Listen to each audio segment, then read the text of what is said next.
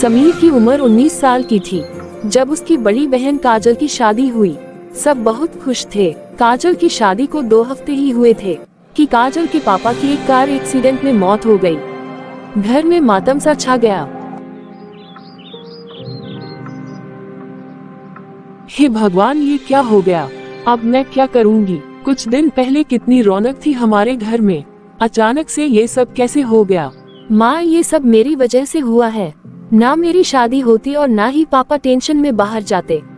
पापा काफी दिनों से परेशान थे क्योंकि मेरी शादी में पापा की सारी सेविंग लग गई है और मेरी शादी के बाद घर का खर्चा कैसे चलेगा?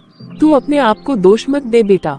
एक ना एक दिन तो तेरी शादी करनी ही थी, लेकिन मुझे कुछ समझ नहीं आ रहा बेटा। अगर तेरे पापा होते तो हम दोनों मिलकर किसी भी तरह घर चला लेते। अब मुझ में हिम्मत नहीं है कुछ भी करने की। माँ, मैं हूँ ना, तुम अपने आप को अकेला मत समझो। नहीं बेटा, तू अपने घर में खुश रह, यहाँ मैं संभाल लूंगी। तू खुश रह, और क्या चाहिए मुझे? काश भगवान मुझे उठा लेता। माँ, आप ऐसे मत बोलो। तुम्हें कुछ हो गया तो मेरा और दीदी का क्या होगा? हमारा इस दुनिया में है ही कौन? और माँ, आपको घर चलाने की कोई जरूरत नहीं है। मैं कोई छोटा मोटा काम कर लूंगा जिससे घर का खर्चा आराम से निकल जाएगा। नहीं बेटा, तू अपनी पढ़ाई पूरी कर, मैं आसपास के घरों में कोई काम ढूंढ लूंगी। थोड़े कम पैसे आएंगे पर तेरी पढ़ाई तो नहीं छूटेगी। नहीं माँ, मैं पढ़ाई भी कर लूंगा और शाम के लिए कोई काम भी ढूंढूंगा। बेटा, बहुत मुश्किल है, तू अभी इन सब के लिए छोटा है। माँ, जब भगवान ने ये दिन दिखा ही दिया है तो क्या छोटा और क्या बड़ा। फिर कुछ दिन माँ के पास रहकर काजल अपने ससुराल चली जाती है।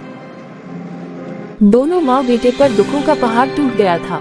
समय के साथ धीरे धीरे घाव भरने लगते हैं और समीर एक कपड़े की दुकान में काम करने लगता है। फिर एक दिन शाम को समीर थका हारा आता है तो माँ समीर को देखकर रोने लगती है। क्या हुआ माँ, आप फिर से रोने लगी? समीर, तुझे इतनी मेहनत करता देख मुझे बहुत परेशानी हो रही है। मेरी वजह से तेरी पढ़ाई भी छूट गई। माँ, अच्छा खासा तो काम कर रहा हूँ। इंसान पैसे कमाने के लिए ही तो पढ़ता है। इतना तो मैं कमा ही लेता हूँ कि जिसमें हम दोनों का गुजारा हो सके। कोई परेशानी की बात नहीं है माँ, तुम खुश रहा करो, बस मुझे यही चाहिए। तू ये सब मत कर बेटा। नहीं माँ, मैं बहुत मेहनत करके खूब नाम कमाऊंगा। और पढ़ाई का क्या है, पढ़ने की कोई उम्र कोई होती है। मुझे नहीं पता, मैं अभी तेरी बहन को बुलाती हूँ, वही तुम्हें समझाएगी। नहीं माँ, तुम्हें मेरी कसम, आज के बाद तुम मुझे काम करने से नहीं रोकोगी। और दीदी को बुलाने की कोई जरूरत नहीं है, अभी अभी उनकी शादी हुई है, वो अपना घर देखेगी हमारा। उर्मिला समीर की कसम की वजह से कुछ और नहीं बोलती और चुपचाप अपने कमरे में चली जाती है। समीर इतना थका हुआ था कि अगले दिन दुकान पर जाने के लिए देर हो जाती है और वो जैसे ही वह दुकान पर पहुंचता है, दुकान के दूसरे काम करने वाले लड़के की बहस हो रही होती है। भैया, मैं आपको कितनी बार बताऊं कि मैं अपना पर्स लाना भूल गई हूँ, आप क्या मेरी जान लोगे? मैडम, आप मुझे पैसे दे दो, उतना ही बहुत है। अजीब आदमी हो यार, तुम्हें समझ क्यों नहीं आ रहा? ना तुम कपड़ा वापस ले रहे हो और ना ही तुम कार्ड से पेमेंट ले रहे हो। ऐसा करो, बाहर मेरी स्कूटी खड़ी है, उसकी चाबी रख लो, मैं पैसे लाकर तुम्हें दे दूंगी। मैडम, घर से शॉपिंग करने निकले हो तो पैसे तो लेकर चला करो। मुझे क्या पता था तुम्हारे जैसा उल्लू मुझे मिल जाएगा जिसे कार्ड से पेमेंट लेने में दिक्कत होगी। मैम, आप सोच समझ कर बोलो, अगर मैं गरीब हूँ तो क्या आप मेरा मजाक उड़ाओगे? मैंने तुम्हारा मजाक नहीं बना रही, तुम्हारी असलियत बता रही हूँ। तुम उल्लू हो, गधे हो और घोंचू भी हो। पागल पागल पागल। मुझे माफ करो मैडम, आप जाओ और पैसे लेकर आओ। लड़की तो चली जाती है पर समीर थोड़ी देर के लिए चुप का चुप खड़ा रह जाता है। हे भगवान, क्या लड़की थी, कितना बोलती है ये। छोटे, तू पागल है क्या? क्या हुआ भैया? जब वो कह रही थी कि कार्ड से पेमेंट कर देती हूँ तो तूने पेमेंट कार्ड से क्यों नहीं ली? अरे भैया, आपको पता तो है कि कल से कार्ड की मशीन सही नहीं चल रही, और अगर वो लड़की मुझे पागल बनाकर पैसे नहीं भेजती तो फिर आप मेरी सैलरी से ही काट लेते ना। तो अभी भी कौन सा तूने पेमेंट ले ली है? अब पागल बनाकर चली गई हो तो अब क्या करे भैया? चलो कोई बात नहीं, हम भर देंगे पैसे। जा तू काम कर, तेरा तो दिमाग खराब है। छोटे सही और गलत ग्राहक देखकर समझ आ जाते हैं। वो लड़की सच बोल रही थी, कभी कभी ऐसा हो जाता है। कोई बात नहीं, वो दे जाएगी बाद में, कुछ नहीं होता। जी ठीक है भैया। कुछ देर बाद वो लड़की दुकान की तरफ आ रही होती है। भैया जी वो लड़की, अब आप संभालो, मैं तो चला। अरे रुक जा छोटे, वो मेरा दिमाग खा जाएगी। फिर छोटू जाकर चुप जाता है और समीर बेचारा सोचता है कि अब पता नहीं ये लड़की क्या बोलेगी। जी मैडम बोलिए। वो लड़का कहाँ है? वो मैडम छोटू किसी काम से गया है, आप मुझे बताओ। ये पकड़ो अपने पैसे, तुम्हारे इस छोटू ने मेरा पूरा दिन खराब कर दिया। सॉरी मैम, वो अभी नया है, उसको अभी ज्यादा कुछ नहीं पता। 1 मिनट, मेरा नाम शालू है, याद रखना। यहाँ आसपास की दुकान में मुझे सब जानते हैं। मैं एक फैशन डिजाइनर हूँ, इस मार्केट में शॉपिंग करने आती रहती हूँ। कभी किसी ने मुझे इतना पागल नहीं किया। 5000 ही तो थे, मैं दे जाती। आपको तो बिल्कुल भी विश्वास नहीं था। नहीं मैम, ऐसा नहीं है, अब आपने बता दिया, मुझे पता चल गया। हम आगे से ध्यान रखेंगे। ठीक है, और आप अपने छोटू को भी समझा देना कि दोबारा ऐसा हुआ तो मैं तुम्हारी दुकान से कुछ भी नहीं खरीदूंगी। वो तो तुमने रेट बहुत कम रखे हैं और फैब्रिक भी अच्छा है, इसलिए इतना कुछ सुन लिया, नहीं तो मैं 2 मिनट में तुम्हें नानी याद दिला देती। बाजार में और भी दुकान है। आपको इतनी दिक्कत क्यों हो रही है मैम? क्या बोला तुमने? सॉरी, मेरा मतलब शालू, हम ध्यान रखेंगे। शालू अपना सामान लेकर चली जाती है और छोटू जोर जोर से हंसने लगता है। उफ, क्या लड़की है। भैया लड़की नहीं शालू। चल भाग यहाँ से, सब तेरी वजह से हुआ है। शालू अमीर घर की लड़की है जिसके पापा जाने माने बिजनेसमैन हैं और शालू की माँ बचपन में ही छोड़कर चली गई थी। पापा मैं आ गई। ओ मेरे पापा, आज आप ऑफिस जाने के लिए लेट हो गए। हाँ बेटा, एक अर्जेंट फोन कॉल आ गई थी। चलो अभी चलता हूँ, शाम को मिलते हैं। पापा मैं अभी अभी आई हूँ और आप चलें। बेटा क्या करूँ, मेरा काम ही ऐसा है, टाइम ही नहीं मिलता। पापा हम कहीं घूमने चले क्या? बेटा फिर वही बात, तुम्हें पता तो है मेरे पास टाइम कहाँ है। तुम अपने दोस्तों के साथ कहीं घुमाओ, मैं ड्राइवर को बोल देता हूँ, वो तुम्हें ले जाएगा। नहीं पापा, मुझे ड्राइवर के साथ नहीं जाना, मुझे तो आपके साथ ही जाना था। चलो कोई बात नहीं, आप जाओ, मुझे तो आदत हो गई है ये सब सुनने की। शालू के पापा मिस्टर शेखावत शालू की बात इग्नोर करके चले जाते हैं और शालू उदास होकर अपने कमरे में चली जाती है। बैठे बैठे शालू को एहसास हुआ कि आज उसने समीर को कुछ ज्यादा ही सुना दिया। ऐसा करती हूँ, उसको फोन करके सॉरी बोल देती हूँ। नंबर कहाँ से लाओ? हाँ याद आ गया, दुकान के बैग के ऊपर नंबर होगा। शालू पागलों की तरह डांस करने लगती है और शॉपिंग बैग के ऊपर दिए गए नंबर पर कॉल करती है। हेलो। हेलो। आप शीतल कपड़े वाले बोल रहे हैं? जी मैडम, शीतल कपड़ों से बोल रहा हूँ। फिर से मैडम? ओ सॉरी शालू, आप। हाँ मैंने देखा मैं कितनी मशहूर हूँ। तुमने मुझे कितनी जल्दी पहचान लिया। वैसे मैंने सॉरी बोलने के लिए फोन किया था। कोई बात नहीं, गलतफहमी की वजह से हो गया, आप इतना मत सोचो। मैं क्यों सोचूं, गलती तो आपकी भी थी। आपने इतनी बड़ी दुकान खोल रखी है पर कार्ड मशीन पर एकदम कबाड़ लगा रखी है। ऊपर से कितना बदतमीज लड़का रखा हुआ है। आपके छोटू को बात करने की बिल्कुल भी तमीज नहीं है। अरे बस बस शालू, मैं तुमसे हर चीज के लिए माफी मांगता हूँ। सॉरी सॉरी सॉरी, अब ठीक है। हाँ ठीक है, ओके, जल्दी मिलते हैं। ऐसे ही कितने महीनों तक समीर और शालू के फोन पर बात होती रहती है और दुकान पर भी शालू का आना जाना लगा रहता है। इसी बीच दोनों के मन में थोड़ा थोड़ा प्यार हो जाता है। समीर अपनी गरीबी की वजह से शालू से कुछ नहीं बोल पाता और शालू तो शालू है, वो समीर को अपने प्यार का इजहार करने के लिए भी फोन करती है। समीर मुझे कुछ कहना है। हाँ बोलो, क्या हुआ? होना क्या है, वही जो नहीं होना था वो ही हो गया। क्या हो गया, कुछ सही से बोलो, मुझे तो बिल्कुल भी समझ नहीं आ रहा। अरे तुम लड़के हो या घन चक्कर, इतना भी नहीं पता कि एक लड़की लड़के को क्यों फोन करती है, क्यों उससे रोज मिलती है। तुम क्या बोल रही हो, मुझे समझ नहीं आ रहा। तुम्हें समझने की जरूरत भी नहीं है। तुम कल सुबह को क्या कर रहे हो? कुछ नहीं। फिर वही मिलो कल सुबह। Okay bye. अरे सुनो तो, अरे क्या करूं मैं इसका? ये लड़की अपनी बात बोल देती है, मेरी तो बिल्कुल भी नहीं सुनती। आओ बेटा बैठो। आज पापा को क्या हुआ और मुझे बात करनी है। बेटा क्या सोच रही हो? आओ इनसे मिलो, ये राघव के पापा हैं। हेलो अंकल जी। हेलो बेटा। बेटा तुम सही समय पर आए हो। हम तुम्हारी और राघव के रिश्ते की बात कर रहे हैं। लेकिन पापा मैं अभी शादी नहीं करना चाहती। बेटा तुम ये क्या बोल रही हो? तुम्हारी शादी की उम्र हो चुकी है और वैसे भी राघव तुम्हें पसंद करता है और मिस्टर वर्मा हमारे बिजनेस पार्टनर हैं। 70% निवेश यही करते हैं। पर आप ये सब मुझे क्यों बता रहे हो? आपका बिजनेस, आपके दोस्त, मुझे सबसे क्या करना है? मैंने बोल दिया कि मैं अभी शादी नहीं कर सकती, तो मतलब नहीं कर सकती। आपको जो करना है करो। फिर शालू वहाँ से चली जाती है और शालू के पापा अपने दोस्त को समझाने में लग जाते हैं। मिस्टर वर्मा, शालू अभी छोटी है, उसको अच्छे बुरे की समझ नहीं है। मैं उससे बात करूंगा और वो मान भी जाएगी। मान जाए तो ये आपके और आपकी बेटी के लिए अच्छा होगा। मेरे बेटे को अगर आपकी बेटी पसंद नहीं होती तो मैं यहाँ इतना कुछ सुनने के बाद बैठा नहीं होता। नहीं मिस्टर वर्मा, आप बेफिक्र रहिए, मैं बात करता हूँ अपनी बेटी से। मिस्टर वर्मा के जाने के बाद शालू के पापा शालू को बहुत डांटते हैं, पर शालू पर कोई असर नहीं होता क्योंकि उसे समीर के बारे में सोचने से फुर्सत नहीं मिलती। बस जल्दी से सुबह हो जाए, मैं समीर को जाकर बता दूंगी कि मैं उससे कितना प्यार करती हूँ। अब इंतजार ही नहीं हो रहा मुझसे। शालू समीर से मिलने के लिए इतनी उतावली थी कि समीर के आने से पहले ही पहुँच जाती है। शालू क्या बात है, आज तुम इतनी जल्दी कैसे आ गई? मुझे इंतजार करते करते 2 घंटे हो गए हैं। कहाँ थे तुम और तुमने इतना टाइम क्यों लगाया?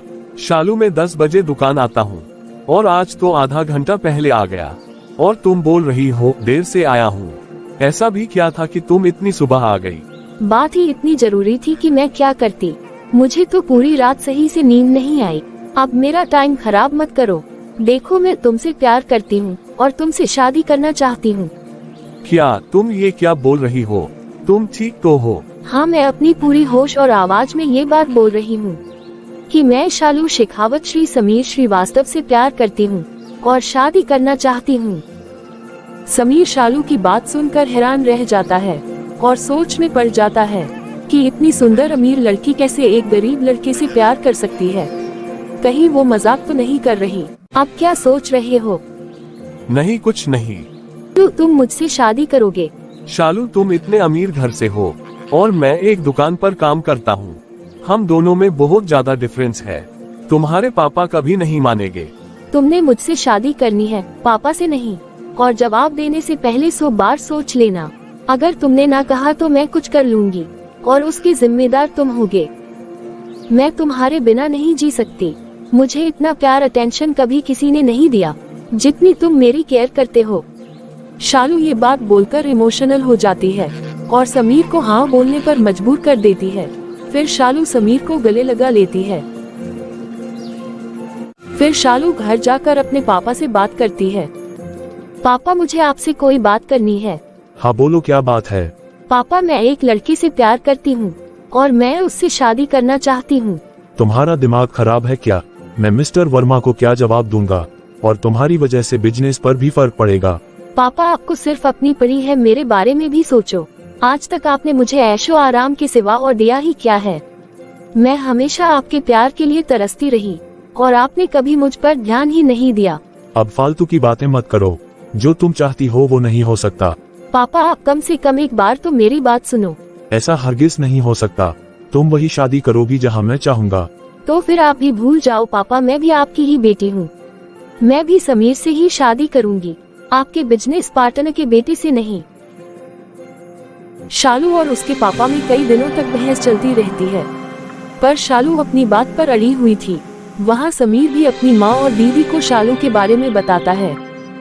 बेटा, तू उस लड़की को मना कर, वो हमारे साथ कैसे रहेगी? वो बड़े लोग हैं, उनका और हमारा क्या मुकाबला? हमारे जैसे तो उनके घर में नौकर होंगे। हाँ माँ, तुम सही बोल रही हो। मैं शालू को मना कर दूंगा। माँ, तुम कैसी बातें कर रही हो? माना कि वो लोग इतने अमीर हैं, पर शालू समीर से प्यार करती है। आजकल ऐसी लड़की कहाँ मिलती है और ये नालायक भी उसको पसंद करता है। दीदी, आपको कैसे पता? तेरी शक्ल पर साफ साफ नजर आ रहा है। और उधर शालू अपनी जिद पर अड़ी हुई है। ठीक है, तुम अगर उस गरीब से शादी करना चाहती हो तो कर लो, बाद में तुम ही पछताओगी। तुम इस घर में रानी की तरह रह रही हो, बिना ऐशो आराम के तुम 2 दिन भी नहीं रह पाओगी। पापा आपको उसकी चिंता करने की जरूरत नहीं है, मैं मैनेज कर लूंगी। ठीक है, फिर करो उस सड़क छाप लड़के से शादी, पर मैं तुम्हारी शादी में शामिल नहीं होऊंगा। फिर शालू और समीर शादी कर लेते हैं और शादी में उसके पापा नहीं आते। उर्मिला अपनी बहू बेटे को देखकर बहुत खुश होती है। भाभी, हमारा घर आपके घर जितना बड़ा नहीं है, लेकिन आपको हम खुश रखेंगे और कोई कमी नहीं छोड़ेंगे। बेटा तुम चिंता मत करो, तुम्हारे पापा भी एक ना एक दिन मान ही जाएंगे। हाँ जी आंटी जी, मेरे पास सख्त है पर बुरे नहीं, वो ज्यादा दिन मेरे बिना नहीं रह सकते। तुम मुझे माँ बुला सकती हो बेटा, अब मैं तुम्हारी आंटी नहीं हूँ। भाभी, किसी भी चीज की जरूरत होगी तो आप बिना सोचे मुझे बता सकते हैं, और अगर तुम्हें समीर या माँ डांटे तो तुरंत मुझे फोन कर देना, मैं दोनों की क्लास लगा दूंगी। ठीक है दीदी, बस मुझे घर के काम नहीं आते। कोई बात नहीं, धीरे धीरे सब सीख जाओगी, तुम पर किसी भी चीज का दबाव नहीं है। कुछ दिनों के बाद काजल भी अपने ससुराल वापस चली जाती है और घर का ज्यादातर काम उर्मिला ही करती है। थोड़े दिन तो अच्छे से सब कुछ चल रहा था, नया नया सब कुछ अच्छा ही लगता है, लेकिन धीरे धीरे उर्मिला को शालू की कमियां नजर आने लगती है। माँ जी, ये फ्रिज सही में नहीं चल रहा, कितनी आवाज कर रहा है, और पानी भी ठीक से ठंडा नहीं कर रहा। हाँ बेटा, खराब तो हो गया है, पर जब तक चल रहा है चला लेते हैं। चल ही तो नहीं रहा माँ, हम ना पुराना फ्रिज निकाल कर नया ले लेते हैं। लेकिन बेटा अभी पैसे नहीं है, कुछ समय रुक जाओ, जैसे ही कुछ पैसों का इंतजाम होगा हम ले लेंगे। पर माँ, अभी तो लेने का फायदा है, इतनी गर्मी हो रही है, कम से कम ठंडा पानी तो पीने को मिलेगा। बेटा कुछ समय एडजस्ट कर लो। जी ठीक है। शालू कितने दिनों तक नाश्ते में वो ही चाय पराठा खा रही थी, पर अब वो एक ही चीज खाकर बोर हो चुकी मम्मी थी। जी, कुछ अच्छा सा बना लो, कितने दिनों से हम यही चाय पराठा ही खा रहे हैं। बेटा सब यही तो खाते हैं। पर मैं तो नाश्ते में कभी पास्ता या कभी पोहा, इडली, अलग अलग तरीके की चीज खाती थी। बेटा मुझे ये सब बनाना नहीं आता, तुम्हें आता है तो बना लो। मम्मी, मैं कैसे बनाऊं, आप बना दो। शालू तुम मम्मी को क्यों बोल रही हो? घर का सारा काम मम्मी करती है, तुम क्या करती हो? कम से कम खाना तो बना ही सकती हो। अच्छा, तो मैं कुछ नहीं करती। ठीक है माँ, आप मेरे लिए आज के बाद कुछ मत बनाना, मैं खुद बना लूंगी। फिर शालू अपने कमरे में चली जाती है और समीर इस बात से शालू से नाराज हो जाता है। बेटा तूने बहू को क्यों बोला? बेकार में मैंने उसको नाराज कर दिया। पर माँ, उसकी भी तो गलती है, घर का काम न करे पर अपने लिए तो कुछ बना सकती है। बेटा अभी वो छोटी है, धीरे धीरे सब सीख जाएगी। समीर और माँ बात कर रहे हैं कि शालू जोर जोर से समीर को आवाज लगाती है। समीर, समीर जल्दी आओ। क्या हुआ शालू? मुझे आज ही अपने घर में नया फ्रिज चाहिए, मुझे ठंडा पानी पीना है। बस इतनी सी बात के लिए तुम इतना चिल्ला रही थी, मुझे लगा पता नहीं क्या हो गया। तुम्हें ये इतनी सी बात लग रही है? यहाँ मेरा गला प्यास से सूखा जा रहा है।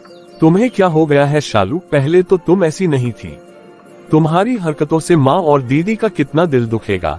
मुझे कुछ नहीं पता, तुम मेरी एक ख्वाहिश भी पूरी नहीं कर सकते। मुझे अगर थोड़ा सा भी आइडिया होता तो मैं शादी करने में इतनी जल्दी नहीं करती। शालू की ये बात सुनकर समीर अपनी माँ के पास चला जाता है।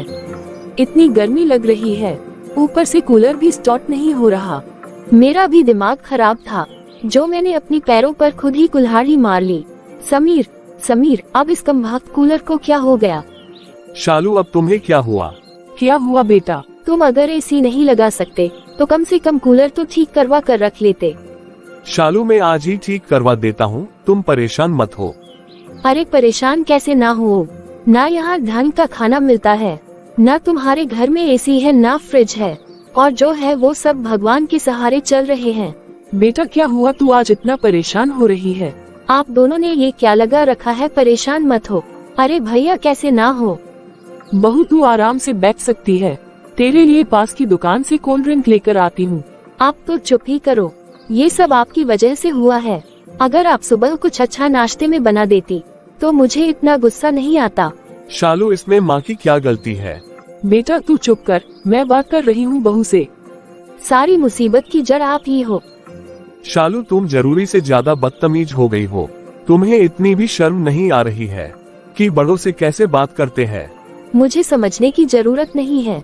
अगर तुमसे शादी करने के लिए अपने पापा से ऐसी बात कर सकती हूँ तो तुम्हारी माँ से भी कर सकती हूँ। शालू, अगर ऐसा ही चलता रहा तो हम ज्यादा दिन एक साथ नहीं रह सकते। देख लिया मम्मी जी, आपका बेटा कैसे बोल रहा है। अब आप इन्हें कुछ क्यों नहीं बोल रही हैं? बेटा तू दुकान जा, अभी ये गुस्सा है, थोड़ी देर में शांत हो जाएगी तो मैं समझा दूंगी। फिर समीर दुकान पर चला जाता है और उर्मिला मैकेनिक बुलाकर कूलर और फ्रिज ठीक करवा लेती है। अब ठीक है बेटा। हाँ ठीक तो है, अब और कितनी जान लोगे इसकी? रिपेयर करने वाला हाल नहीं है इसका, बेच क्यों नहीं देते? बेटा कुछ दिन रुक जा। पर मम्मी जी। तू अब ये सब छोड़, मुझे ये बता तुझे कैसा पास्ता पसंद है, मैं बना दूंगी। मुझे सफेद पास्ता पसंद है।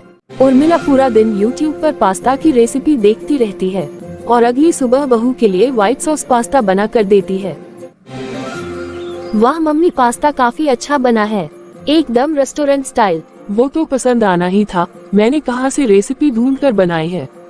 माँ जी कहाँ से? वो YouTube पर बहुत ही मशहूर चैनल है, निधिज मैजिक किचन, वहाँ से। माँ जी बहुत ही अच्छा बना है, मैं भी देखूंगी निधिज मैजिक किचन चैनल की वीडियो। बेटा अब तू खुश है ना? जी माँ जी, पास्ता बहुत ही अच्छा बना था।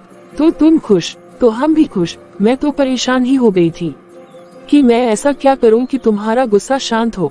मैं क्या करूं माँ जी, जब मुझे कुछ अच्छा खाने को नहीं मिलता तो ऐसा ही गुस्सा आता है। चल बहू बाहर चलते हैं, गली में सूट बेचने वाला आया है। मैं गली से सूट खरीद कर पहनूंगी। आपका दिमाग तो ठीक है, ऐसी गली से खरीद कर तो गरीब लोग पहचानते हैं, मैं तो मॉल से लूंगी। फिर उर्मिला बिना कुछ बोले कपड़े खरीदने चली जाती है। फिर काजल कुछ दिन के लिए अपने मायके रहने आती है। काजल प्रेग्नेंट होती है और उसके ससुराल वाले कुछ दिन के लिए घर पर नहीं थे, तो काजल कुछ दिन अपने मायके आ जाती है। काजल अपने कमरे में बैठी होती है। शालू काजल को देखकर खुश नहीं होती। मम्मी जी, काजल दीदी अपने घर वापस कब जाएंगी? बेटा आज तो वो आए हैं, बस उसके ससुराल वाले आ जाए तो वो वापस चली जाएगी। अच्छा, तो दीदी के ससुराल वाले दीदी को अकेला छोड़कर चले गए? बेटा काजल इस हालत में सफर नहीं कर सकती। बेटा तुम्हें पता तो है उसकी सास भी नहीं है, उसको कुछ भी तकलीफ होगी तो कौन देखेगा। अच्छा, तो फिर हम एक नजर रख लेते हैं।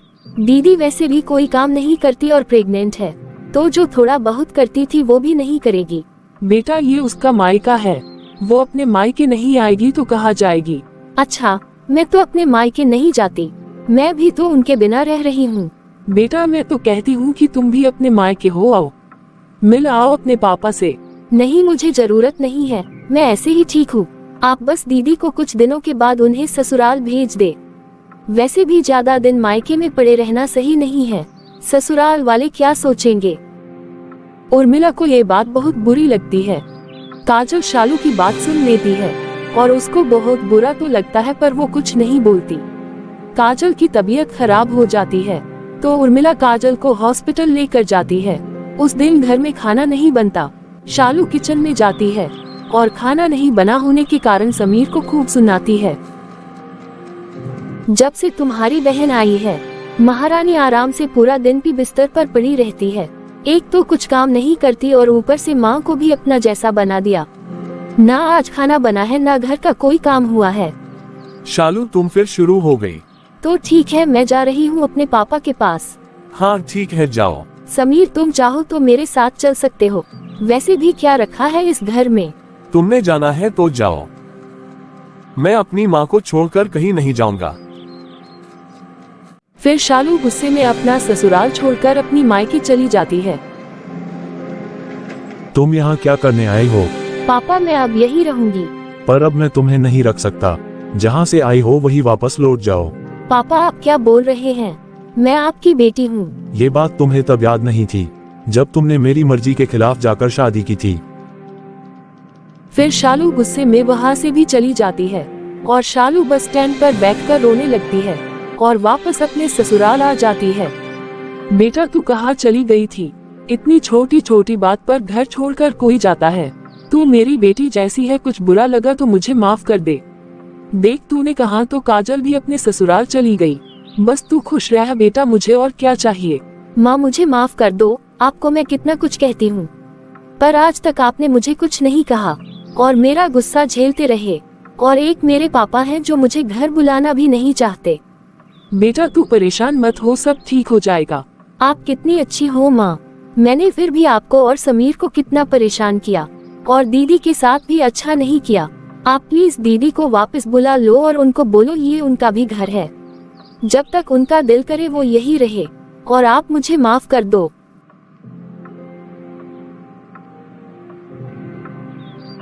शालू को अपनी गलती का एहसास हो जाता है और वो काजल से भी माफी मांग लेती है और धीरे धीरे घर में काम में भी हाथ बटाना शुरू कर देती है। उर्मिला भी अपनी बहू बेटी को देखकर खुश हो जाती है। समीर का भी काम पहले से काफी अच्छा हो जाता है और घर में एसी, नया टीवी और फ्रिज भी लगा लेता है। शालू की सारी शिकायत भी खत्म हो जाती है। अब वो भी खुशी खुशी अपने परिवार में रहती है।